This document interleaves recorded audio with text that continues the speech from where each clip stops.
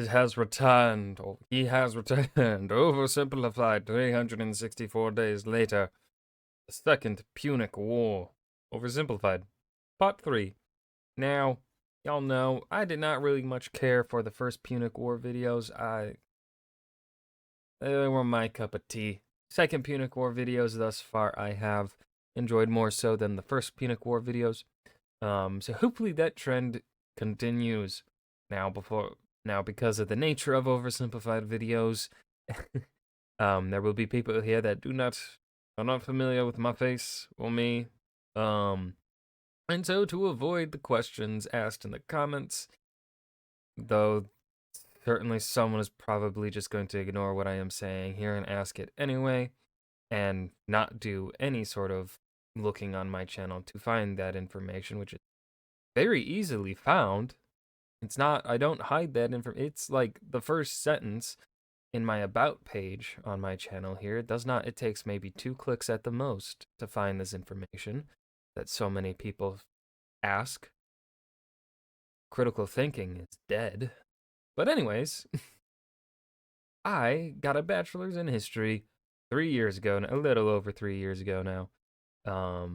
And specifically, I wrote my thesis on Anglo-Saxon England, and so this is a tad bit out of my purview, but no one cares to watch videos on Anglo-Saxon history. Unfortunately. So, here we are. Oh yeah, there's that. So, shut up. I don't know, don't ask the question. I don't want to roll my eyes. Please. The information is not hard to find. Okay, with that established, I'm assuming this is going to be seeing the remainder of the Second Punic War, so we will likely be seeing Hannibal's death. I think he dies in the war. Does he die in the war? Oh shit, I can't remember. Anyways, yapping. Let's dive in. Our recap here.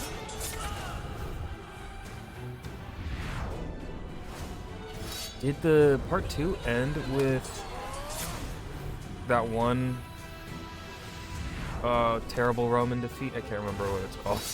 Oh man.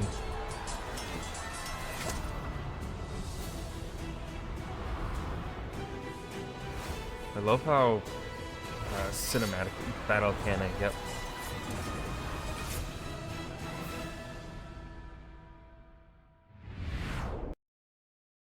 Now, what I would have liked here, as well on top of this, now I think he did talk about it in the video itself, right?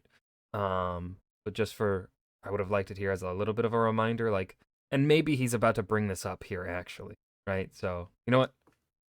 Unpause and let's see if he brings up what I want him to bring up.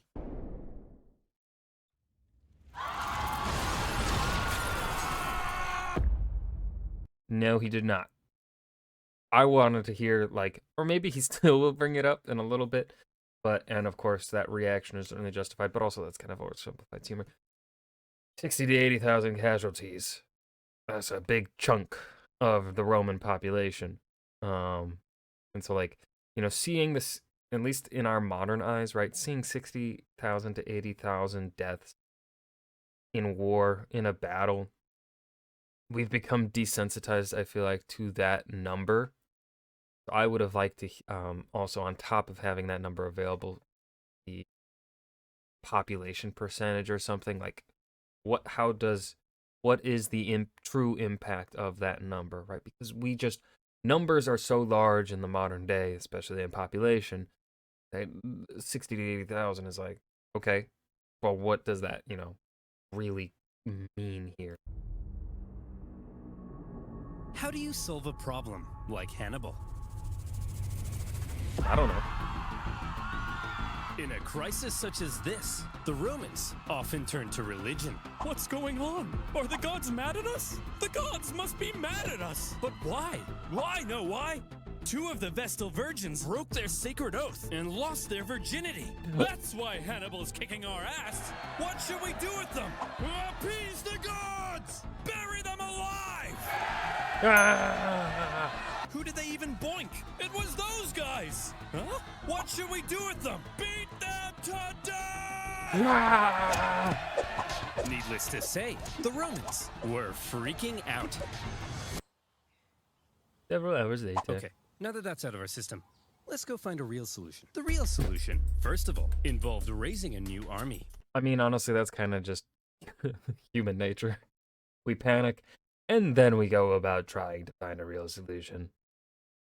Most of the time. Or we just we freak out and then just move on and don't actually do anything. Unfortunately.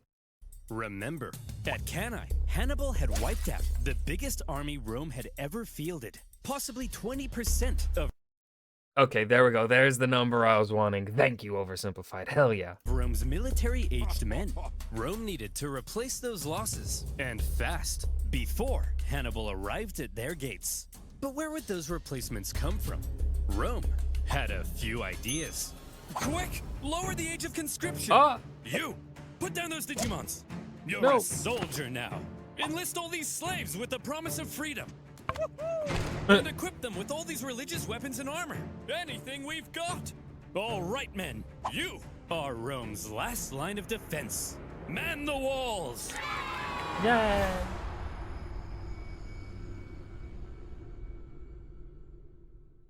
After the earth-shattering defeat at Cannae, the Romans expected Hannibal to arrive at their gates any day now. In Hannibal's camp, the mood was triumphant. We did it! We won! So when do we march on Rome? Today? I'm free in 10 minutes. Whoa, slow down. We're not going to Rome. We're staying right here. Are you an idiot, Hannibal? No, I'm smart. We don't need to march on Rome, because after what we did, the Romans are definitely going to surrender. Watch. Hey, Jim Bob. Yes, sir? Go to Rome and discuss peace terms. Yes, sir. Hey, I'm here to discuss peace terms. Piss off! They told me to piss off! What? They didn't surrender? No! And they were mean! Hannibal was learning that Rome had an unprecedented attitude towards surrender. Even when Hannibal offered to ransom thousands of prisoners back to Rome, a pretty common practice in ancient warfare, the Romans refused, opting to let their own men be sold into slavery rather than paying a penny to the enemy. It was clear that in order to defeat Rome, you had to annihilate them. If any Roman man was still standing, you hadn't yet won. I didn't hear no bell. Still, Hannibal decided not to. Ideas board. Start an elephant petting zoo. Sacrifice it. Oh, hold on. Why is that checked? Wine and cheese night. Oh, am I invited? Can I be invited? I want a wine and cheese night. I just want the cheese. Some crackers. Charcuterie board. Carthagery board. That's stupid. To march on Rome, and it was a controversial decision. Even one of his own commanders famously told him, Hannibal, you know how to win a battle, but you do not know how to win a war. Yeah, I've heard that quote. Everyone has. From Hannibal's perspective, perhaps he knew his army was designed to survive behind enemy lines and sow chaos. Hold on, the flipping elephant. Perhaps he knew his army was designed to survive behind enemy lines and sow chaos. It may not have been well equipped to undertake a risky siege of one of the most fortified cities on Earth. Plus, with many of the southern cities defecting to his side after Cannae, Hannibal likely thought things were going pretty well. As is, we'll stay the course. Okay, so the Romans didn't surrender after 3 major defeats. But surely they'll surrender after 4. Unfortunately for Hannibal, however, after Cannae, the Romans well and truly learnt their lesson. Well, would you look at that? Remind me, who was it that said Hannibal was too dangerous to fight? You. And who said we shouldn't fight him directly? You. And who tried to fight him directly? Us. And what happened? We lost 20% of our military-aged men. That's right. So tell me, when Hannibal approaches, what do? We run away. I'm a genius. Clap for me. After Cannae, Fabius Maximus kind of became the unofficial leader of Rome. Even if others were elected consul, his influence was unparalleled, and Rome quickly reverted to the Fabian strategy of avoiding Hannibal. Why didn't they just make him tyrant of Rome? They knew they couldn't defeat him, so instead, they hoped they could at least Or not tyrant, dictator of Rome. him. They raised an impressively large number of men, partly by Up to 200,000. No way. No way they pulled out that fuck. Or is that like combining the Roman and Hannibal forces into a total number here?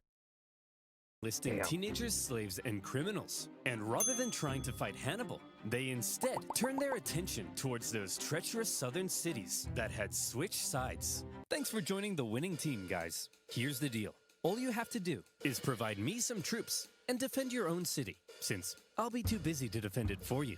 Now, I'm going to briefly turn around, look this way, and when I look back, you better not be being massacred by the Romans. Oh, for goodness sake! The Romans spread out their newly formed legions and began attacking the southern cities here, there, everywhere. The southern cities expected to have Hannibal's protection, and Hannibal was inundated with requests for help. He was forced to run around southern Italy, trying to encourage defection while rescuing his own allies. But when he showed up, the Romans would often leave, only to come back the second he went away again. And as these southern cities found themselves being punished severely by the Romans, they Punished in the ass, man. began to realize that joining Hannibal may not have been such a good idea. Hey! You think you're so big? Attacking my allies? Why don't you come out and face me? Because you're scary! The fickle southern cities frequently switched sides depending on who appeared to be winning, and the whole situation became a nightmare for Hannibal to control, playing a constant game of Roman whack-a-mole to fend off the enemy I like armies. that. That's a good joke. Having not long ago seemed near extinction, the Romans had managed to turn the situation around by placing Hannibal in a clever predicament. If he left southern Italy, the southern cities would likely capitulate to Rome, meaning he couldn't leave. And since the Romans wouldn't fight him, he couldn't inflict any more dangerous defeats. For now, Hannibal had been muzzled. Southern Italy had been his prize for his impressive Italian campaign. But those clever Romans found a way to take his prize and turn it into his prison. With the Fabian strategy neutralizing Hannibal for now, the Romans were freed up to refocus their attention to other fronts. Yes. This whole time, while we've been discussing Hannibal and the Italian campaign of the Second Punic War, fighting had actually been occurring elsewhere.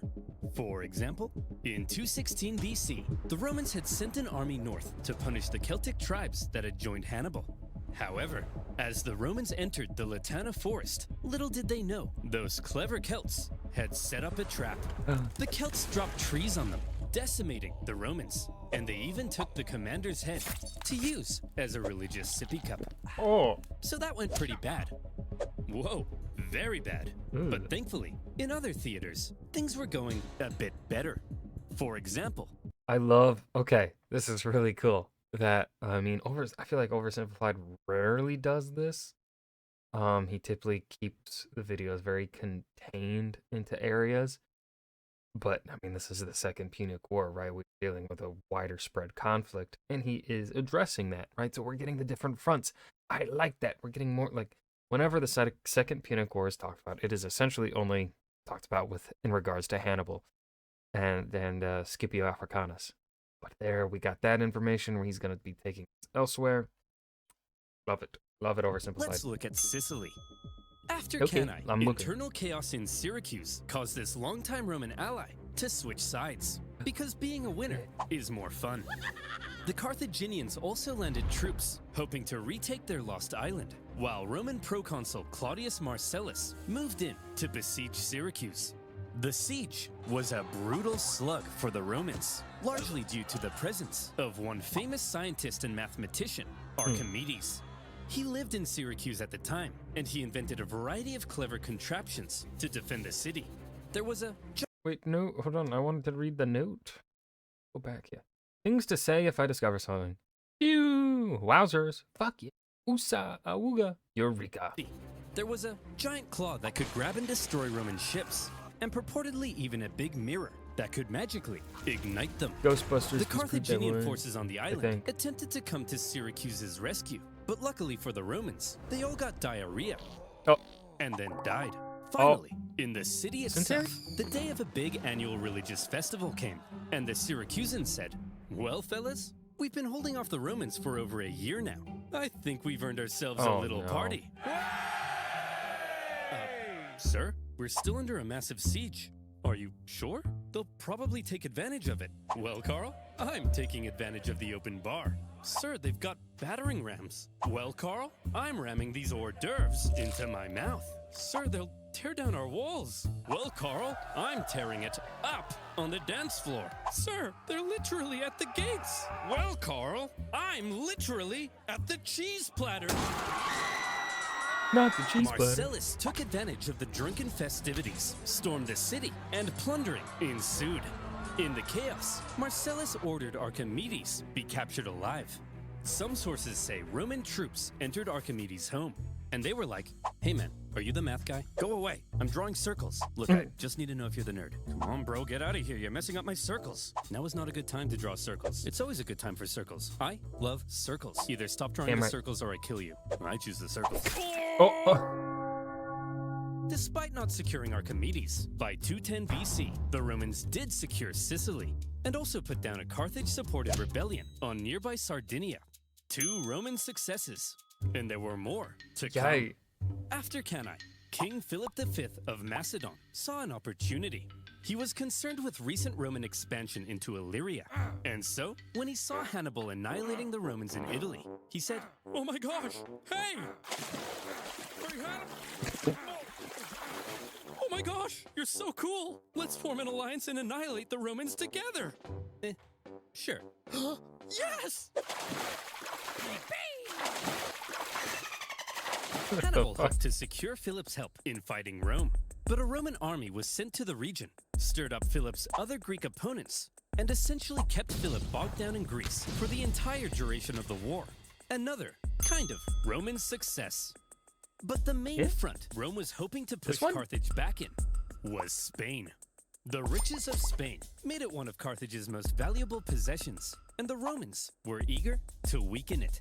Remember way back at the start of the war, the consul Scipio was supposed to go to Spain, but ended up rushing back to Italy when he realized Hannibal was crossing the Alps. I He remember. then faced Hannibal at Ticinus and had to be rescued by his son.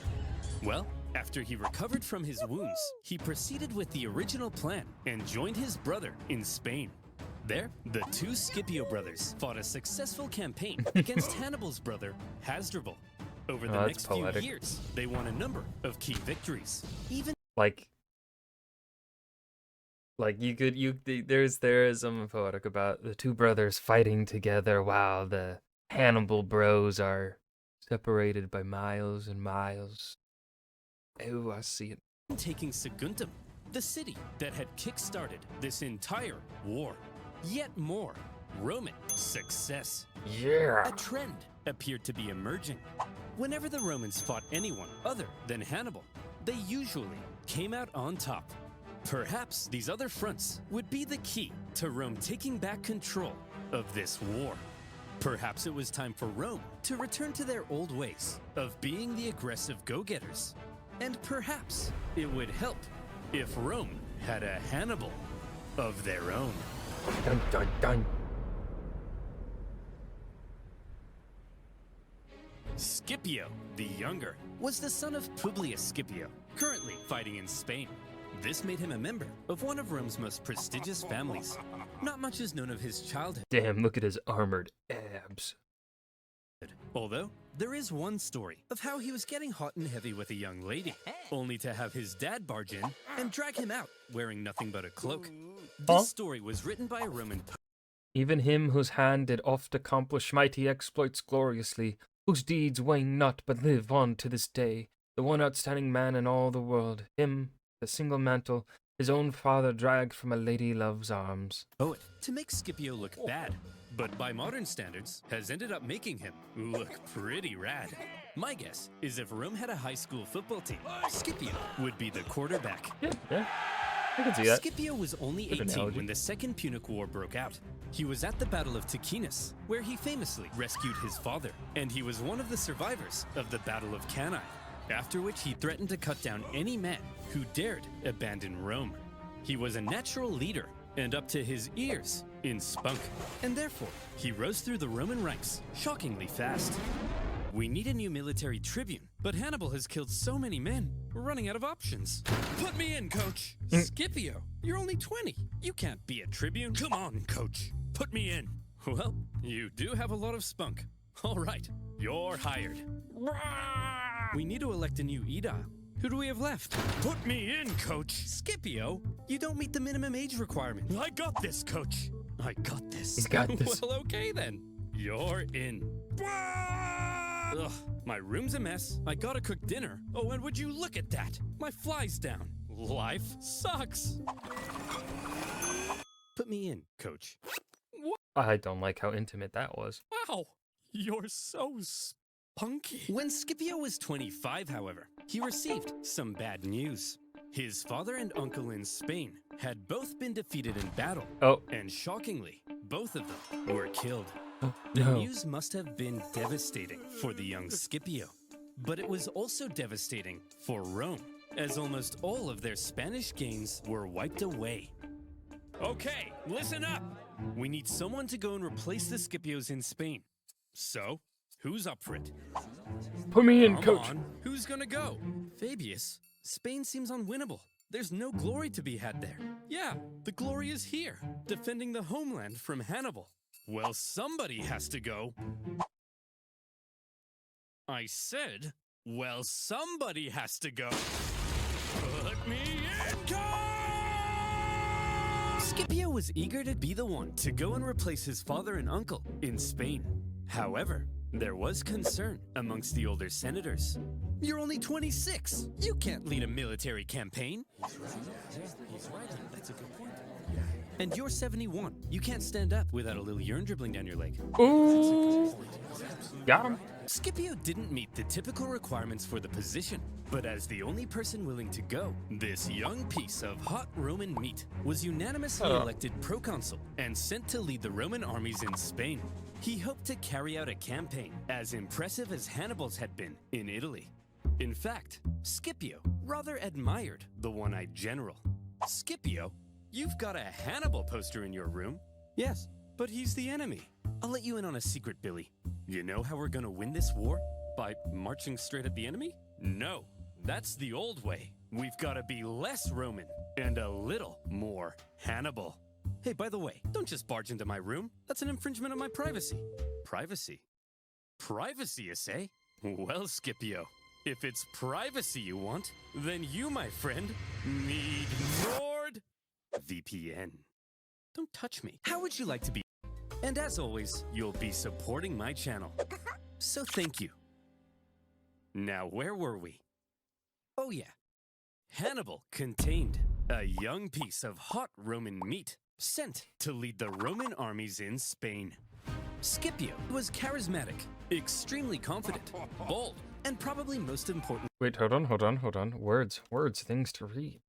Scipio's baldness is somewhat up for debate. He is said to have had flowing blonde hair in his youth, but Roman busts depict an older Scipio with a big bald dome. Some say those busts are misidentified. If he did go bald, when did it happen? He's 26 in this scene. I know a guy who had a beautiful head of hair at 21, but then went full Lex Luthor by 24. Yeah. The simple fact is male pattern baldness can strike anytime, anywhere, and no one is safe. It is not something to be ashamed of. Look at all the amazing trailblazers out there with no hair. Vin Diesel, Dominic Toretto, Xander Cage. Named just a few. What I'm trying to say is, oh, Mr. Clean. I know I forgot about Mr. Clean. Anyway, what I'm trying to say is many uncertainties exist in ancient history. So to the commenter currently typing, actually oversimplified, did you know Scipio wasn't really bald? I say to you, figure out a way to bend space-time to your will, use those powers to travel 2,200 years into the past, take a selfie with Scipio, and bring it to me. Just if you could do that, that would be really helpful. Thanks in advance. Most importantly of all, he thought differently from other Roman generals. So, Skippy, what's the plan? Don't call me that. We're Roman, so same thing as usual, right? We march straight at the enemy, right? Get this, Billy. No, we don't. Scipio was a real outside-the-box thinker. There were 3 main Carthaginian armies in Spain, 2 led by Hannibal's brothers, Hasdrubal and Mago, and another led by Hasdrubal Gisco. Most Roman generals might have looked at these armies and said, I just gotta, march straight at these guys and kick their ass and stuff. But not Scipio. At a time when many believed winning battles won wars, one of Scipio's greatest strengths was an ability to see the overall strategy behind his actions. He knew that Spain was the closest thing Hannibal had to a base of support. With its mass resources and manpower, it's where Hannibal likely hoped to get supplies and reinforcements from. Spain's base of support was the city of New Carthage, the most fortified city on the peninsula, perfectly positioned to communicate with and receive supplies from Africa. And so, if Scipio managed to take New Carthage, he could take Spain. And if he took Spain, then maybe Hannibal would fall. To Scipio, Spain wasn't just some sideshow. 5D chess. It was the main show, and it all rested on New Carthage. But a surprise attack on Carthage's capital city in Spain? It was a ridiculous idea. Even if you pull off the 7-day forced march past the Carthaginian armies to New Carthage. Once you get there, you'd only have a couple weeks to take the city before the Carthaginians arrived to kick your ass. Sieges of cities that fortified usually took months, if not years. So, Scipio, how are you going to pull this off? Well, first of all, to make sure the surprise plan stayed hidden, Scipio kept it a total secret, even from his own men.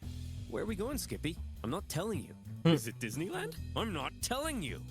I think that means we're going to Disneyland. You guys are going to Disneyland.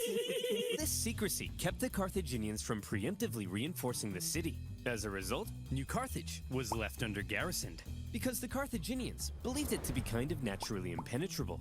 It was surrounded on 3 sides by a lagoon, and only accessible via a narrow isthmus. What's an isthmus, you ask? Maybe read a book. All right, Scipio, you made it to New Carthage. Now the other Carthaginian armies are only a 10 days march from coming and kicking your ass. Just what were you thinking? Well, Scipio had learned something crucial. Every afternoon, the tides made the lagoon around New Carthage briefly shallow enough to cross. Oh. So, he ordered a large diversionary attack on the main city gates, distracting the city's defenders. Then, a small infiltration force traversed the lagoon, climbed the unguarded northern walls, and entered the city. They ambushed the guards and opened the city gates to the rest of Scipio's army. And just like that, New Carthage had fallen. In a single day, Scipio had taken Carthage's capital city in Spain, and he made it look easy. With it, he seized much of Carthage's war supplies, several silver mines near the city, and various powerful Iberian tribes even joined his side. And now he was in a great position to take on the other Carthaginian armies in Spain. Wow, Skippy, you're amazing. Don't call me that. How'd you know the lagoon would get shallow? It's almost like you speak to the gods. No, I told him. All the local farmers know about the yes, that's it. I speak to the gods. Scipio had no problem allowing his men to think he was divinely inspired. Roman writers also tell us another of Scipio's traits. He was apparently quite merciful in victory and often protected the inhabitants of captured cities. Spencer! What are you doing? Well, I was just about to murder this family. Hey, bad Spencer! No! Can I at least kill the dad? No! What about the... No! Oh, you're mean! The Carthaginian generals in the region must have been shocked at the loss of their capital city. There was now a Terminator in Spain, and he was coming. In 208 BC, he made a move on Hasdrubal, hoping to defeat him before the other Carthaginian armies could come and link up. When Hasdrubal heard Scipio was coming, he said, Hasdrubal did the sensible thing and climbed a big hill for safety. Hey, get down here. I want to kill you. Fat chance, Vin Diesel. Well, he doesn't have to be rude. So what's the plan then, Scipio? This time, we march straight up and at him. Right? Right, Scipio? Billy? No. Scipio once again displayed a distinctly not Roman approach to fighting, when instead of marching straight up and at him, Scipio feigned a frontal skirmish, only to pull off a surprise uphill envelopment. Not an easy thing to do, but Scipio had trained his army to pull off maneuvers that typical Roman armies couldn't. After the battle, the defeated Hasdrubal fled Spain, hoping to link up with his brother Hannibal in Italy. And Hannibal desperately needed the help. As Scipio was dominating in Spain, Hannibal's struggles in southern Italy continued. He was convinced that if he just received ample supplies and reinforcements, he could reverse his fortunes and get back to kicking Rome's ass. But for the remainder of the war, he would suffer a frustrating lack of support from the Carthaginian Senate. After Cannae, Hannibal had sent his brother Mago to Carthage, where he famously poured out golden rings taken from fallen Roman knights. He told the Senate that with reinforcements, Hannibal could finish the job. But a growing faction in the Senate, possibly jealous of Hannibal's rising influence, opposed sending any help. In the end, a large number of the reinforcements gathered for Hannibal now ended up being diverted to stop Scipio in Spain. Big dumb. Just as he had hoped, Scipio's campaign in Spain was actively harming Hannibal in Italy. However, But I mean, we can't say that. I mean, okay. Scipio took a chance. I mean, I guess it depends on how knowledgeable Scipio was in regards to Carthaginian political stuff, right? Like how interconnected these societies were, right? Like, would they know the courts of each place or not? Or, right? Or was he just like taking a calculated risk here of like, you know what? Because I mean, there's a chance that the Carthaginian Senate just stuck with Hannibal and sends the troops from Carthage to Hannibal, right? Because there was no guarantee here that Spain was the direct lifeline. It didn't have to be the direct lifeline. I mean, it was where Hannibal had pulled the majority of his troops. But, you know, Carthage is... I'm trying to figure out how I want to say this, and I think I'm just saying it badly, so I'm going to stop trying to say what I'm trying to say. those reinforcements meant that when Scipio made a move on the remaining Carthaginian armies in Spain, they now likely outnumbered him. With the odds heavily stacked against him, it would take some serious skill to win this battle.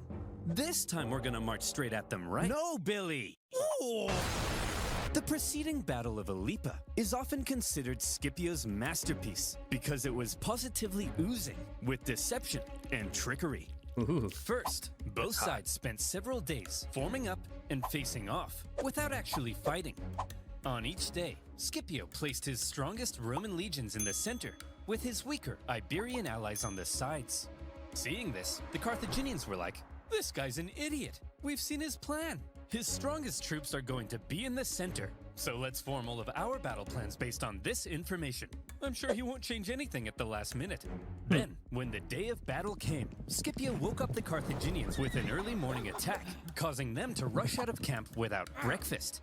When the Carthaginians lined up with their strongest troops in the center to meet Scipio's, they were stunned to find that Scipio had completely reversed his order. The weaker Carthaginian sides now found Scipio's strongest bearing down on them. Then, in an extremely impressive maneuver, the well-trained Roman wings even stretched out during their approach, hitting the Carthaginians from the sides. The Carthaginian center could have turned to help, but Scipio had ordered his center to approach so slowly that Carthage's center could do nothing but just stand and wait.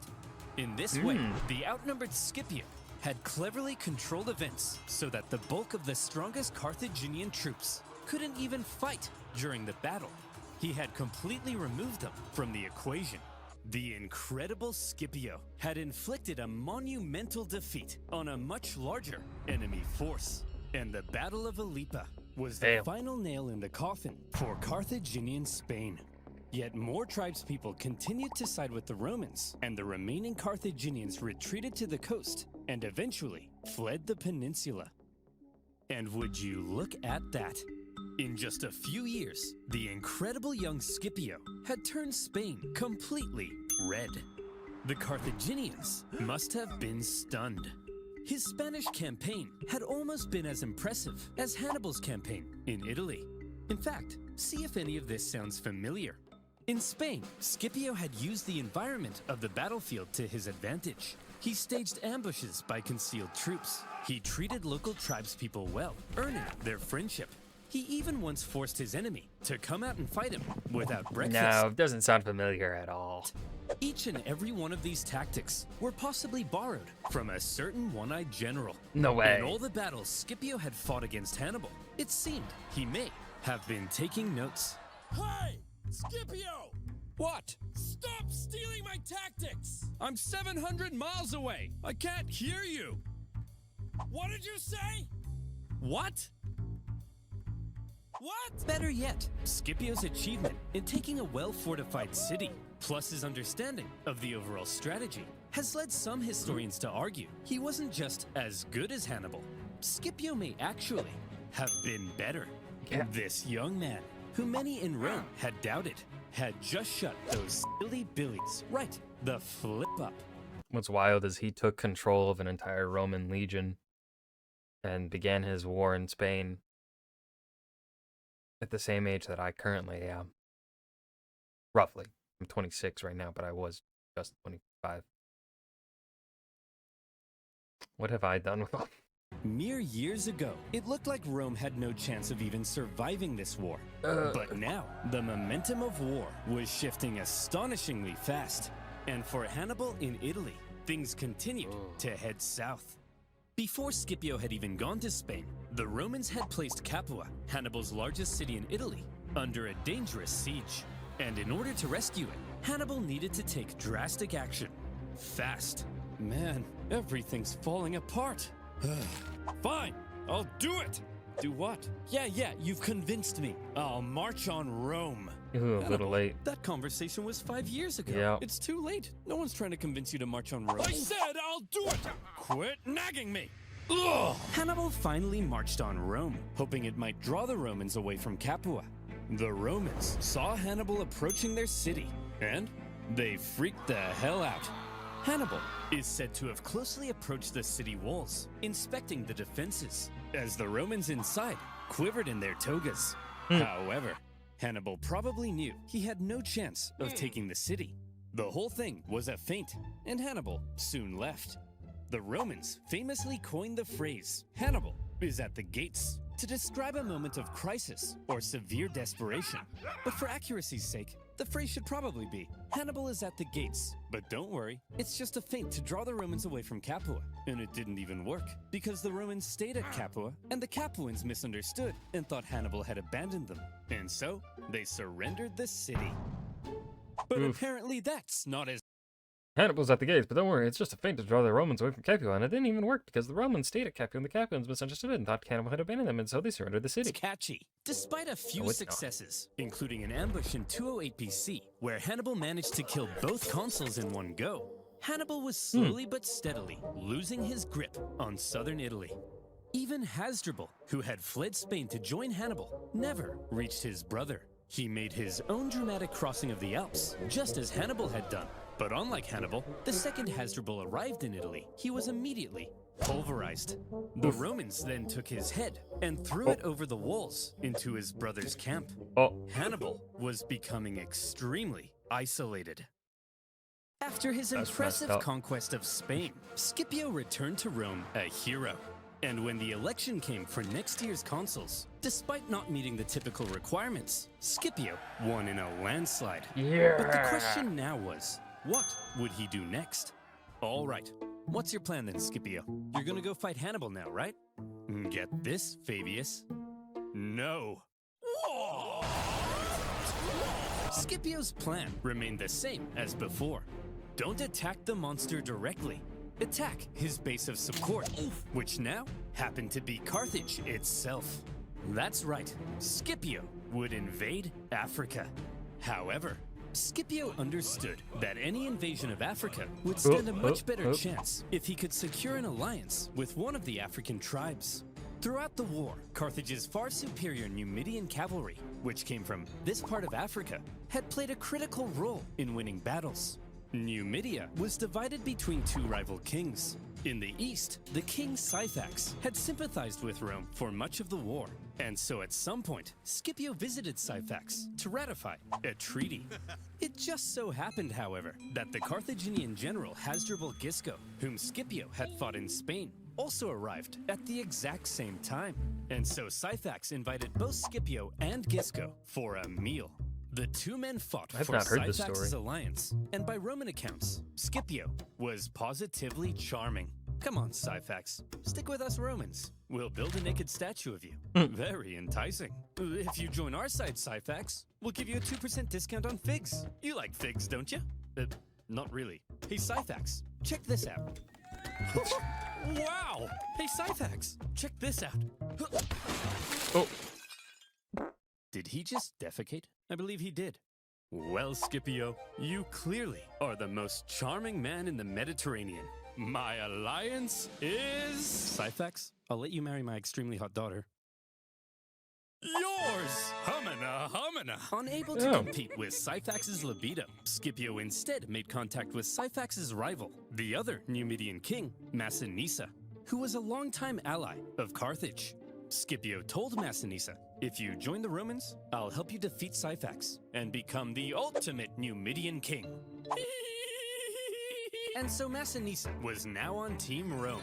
Good That was job, easy. Skippy. With a Numidian alliance solidified, Scipio prepared for his invasion of Africa. He raised a volunteer force that included many of the disgraced survivors from Cannae, and he set sail. Well, Terry, any news from Italy? Has Hannibal won the war yet? Who on earth? Here's Skippy! The Roman landing sent a clear message to the Carthaginians. You don't invade us. No, no. We invade you. For the first time in the war, the Carthaginian homeland was under threat, and the Carthaginians needed to defeat Scipio at all costs. They gathered a huge army led by Hasdrubal Gisco, with allied Numidians led by Syphax, and they ordered them to get Scipio the hell off their continent. Sources say at this point, Scipio was severely outnumbered. oh, and I've actually watched a video on this specific battle before, years ago. Scipio, that army's huge. There's no way we can beat off all these men. How are we gonna beat off all these men? Vigorously. And while maintaining eye contact. As always, Scipio had a plan to deal with That's the not- larger enemy force. It just so happened that Syphax was offering to try and broker peace between the Romans and the Carthaginians. And Scipio smelled an opportunity. He sent a Roman envoy to Syphax's camp. And when they got there, Syphax was like, hey guys, welcome to the enemy camp. Just before we begin negotiations, a small safety demonstration. As you can see, our huts are made of grass and reeds. Very flammable. If there was even a single spark, this whole place would become a raging inferno, and all my men would burn alive. Very interesting. The Roman troops then reported back to Scipio Write that about down, the write that down. Numidian camp, its construction, and most importantly, its flammability. Then, the following night, as the sun was setting over the beautiful African plains, and the Carthaginians got all comfy in their beds, they began to gently dream of Carthaginian figs and child sacrifice. Good night, Carthaginians. Good night, Syphax and Gisco. Good evening, Scipio. In the night, shadowy Roman figures approached the Numidian camp. As the Numidians lay in their beds, Scipio executed his plan.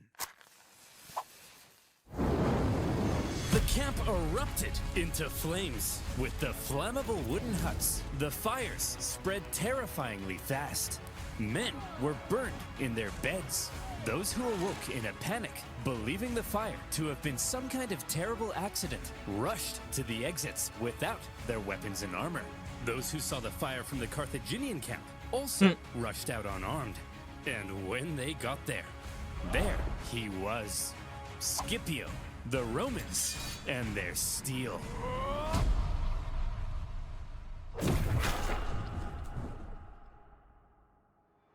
Fucking underwear, dude. The terrified Carthaginians were massacred, and with heavy casualties, Hasdrubal and Syphax fled the scene of the disaster. Scipio followed this incredible success with another victory against the pair at the Battle of the Great Plains. After that, Massinissa chased his rival Syphax into his kingdom, where Syphax was captured. Massinissa was now the ultimate Numidian king. He entered Syphax's capital city. He seized Syphax's palace. He even married Syphax's wife. Oh. And when Scipio got mad at him for marrying a Carthaginian girl, he then poisoned his wife. Boys will be boys. Don't think that's what that term is supposed to mean. Syphax, what the fuck? Having defeated the Carthaginian armies in Africa, almost nothing now stood between Scipio and Carthage. And the Carthaginians were freaking out. What do we do? What do we do? There's only one thing left to do. Recall him. Well, Hannibal, you've been here in Italy for 16 years. This is practically your home. You're basically Italian. Yes, Gerald, and I've had such a lovely time. I ate spaghetti, did this with my hands.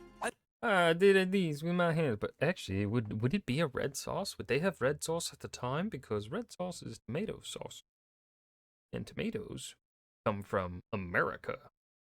Raw. I've committed my whole life to this campaign, and once Rome has fallen, it'll all have been worth it. Hannibal, you have to return to Carthage. Your Italian campaign has been for nothing. Your whole life has been a waste. No! Oh, that would be a bit. Imagine being Hannibal in this moment. You left Carthage when you were 9. You probably barely even recognize your own homeland. The kingdom he had built in Spain with his father? Gone. And now his Italian campaign, his vengeance. Was it really all for nothing? But that was that. Carthage was under threat, and Hannibal had to protect his home city. As he left Italy, in Rome, there was celebration, but also some trepidation. Now, Scipio would have to face Hannibal in Africa, where Hannibal would have home advantage. While Hannibal was on his way, the Carthaginians stalled for time and approached Scipio for peace talks. Hey, look, we never meant to start an all-out 2-decade-long war, but you did. No, that was Hannibal. He's to blame for all of this. Well, all right then. Sign this peace treaty. Okay, let me just get my signature right on there. He's here! Yes! Oh, look who's here, you bald prick! You're so dead now, Skippy. Don't call me that! After Carthage proposed peace, only to then go back on it, the normally merciful Scipio was enraged. He began refusing to accept town's surrender, and instead began burning everything to the ground, selling everyone into slavery.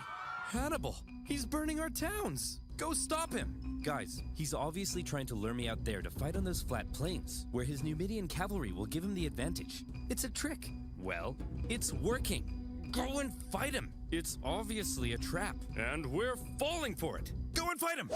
Hannibal set out to meet Scipio in the western plains. And here came Scipio's final test. Finally, the teacher would face the student, the two greatest generals of all time, in one last, decisive battle. Would Hannibal's genius still shine through? Or would Scipio prove that he had surpassed the master? Before battle, the two great generals rode out from their camps and met in person for the first time. Hannibal, I'm a huge fan. I thought you'd have more hair, and I thought you'd have more eyes. Touché.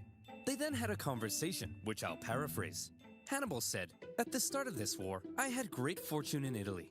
But look at me now, a sad old man who, like other sad old men, failed to conquer Rome. Your fortune can change rapidly, Scipio. You should consider negotiating a peace rather than risking it all in one last fight against me." Very eloquently put. Scipio then replied, "Q!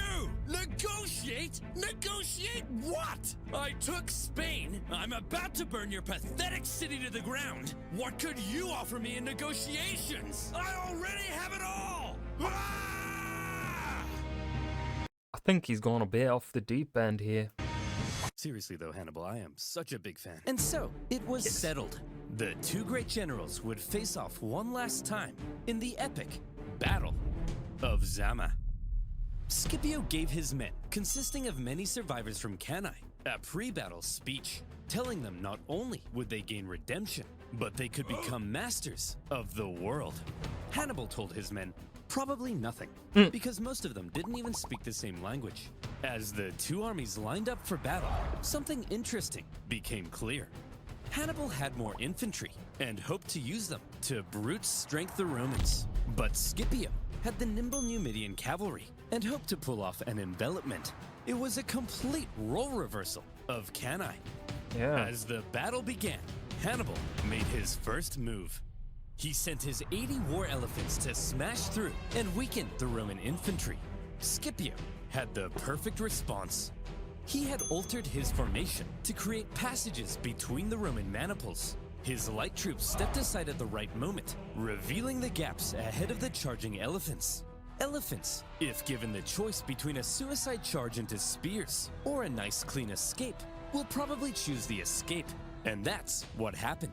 Some elephants were so frightened from the noise that they even turned and smashed back into the Carthaginian cavalry, which the Roman cavalry then engaged. Your move, Hannibal. Hannibal wasn't an idiot. He knew that he was fighting superior Numidian cavalry on open plains. So when his weaker cavalry ended up being routed from the battlefield, he probably wasn't surprised and hoped the Roman cavalry would be lured as far from the battlefield as possible, because his infantry needed time to do a clever little job.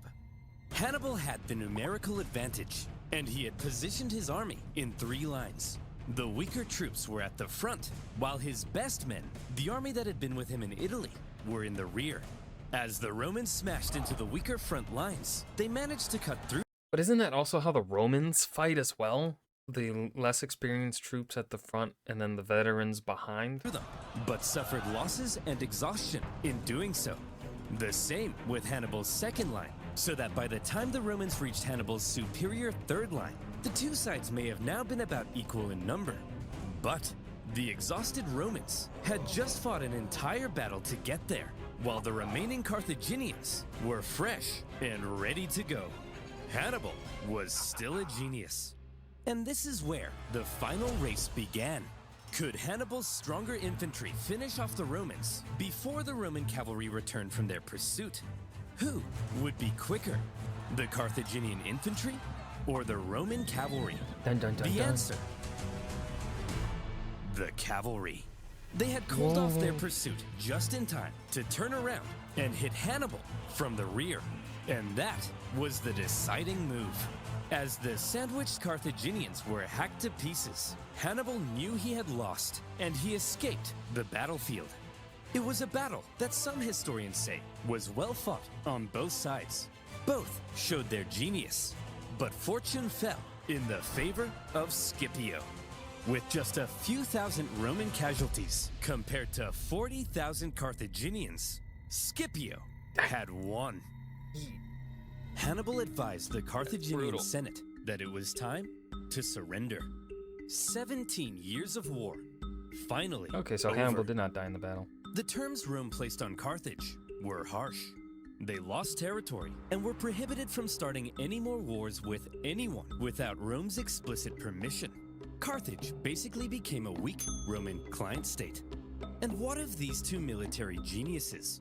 Well, Scipio returned to Rome triumphant.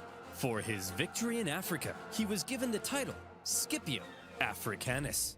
He had delivered Rome from an existential threat, and so, from here on out, he was primed to dominate Roman politics. He was even offered to become consul for life, Oh, is he gonna die young or something? Something but he unsatisfying. humbly refused. Politics being what it is, however, jealousy eventually grew. Scipio and his family ended up battling accusations of corruption, and Scipio, possibly becoming tired of Roman politics, retired to a nice country house by the Oh. coast. Nice. Hannibal also took a leading role in Carthaginian politics after the war. But again, due to jealousy, factionalism, and a possibility of arrest by the Romans, he eventually entered exile. He spent the remainder of his years out east, even advising enemies of Rome. Huh. Rome's hatred of Hannibal endured, and they never stopped hoping to someday capture the monster. One story is told of how when a much older Hannibal was chilling in the city of Ephesus, a Roman delegation was sent to the city, and in that delegation was Scipio Africanus. The two men met for the And smooched again. second time, and they seem to have gotten along quite well. Scipio asked Hannibal who he thought the three greatest generals of all time were.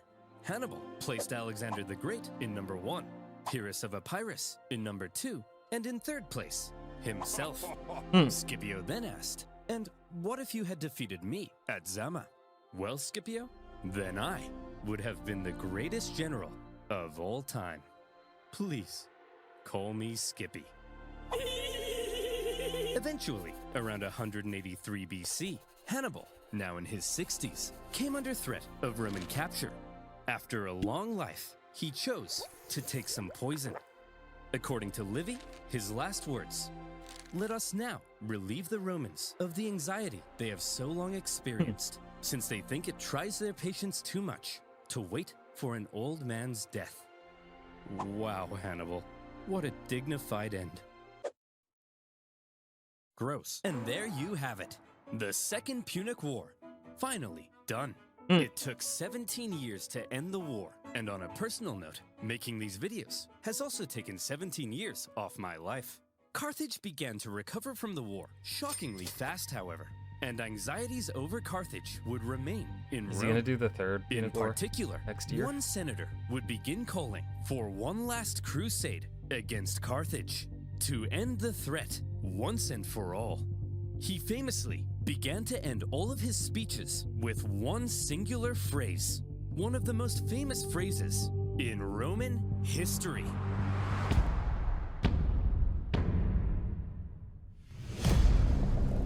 Oh, yeah.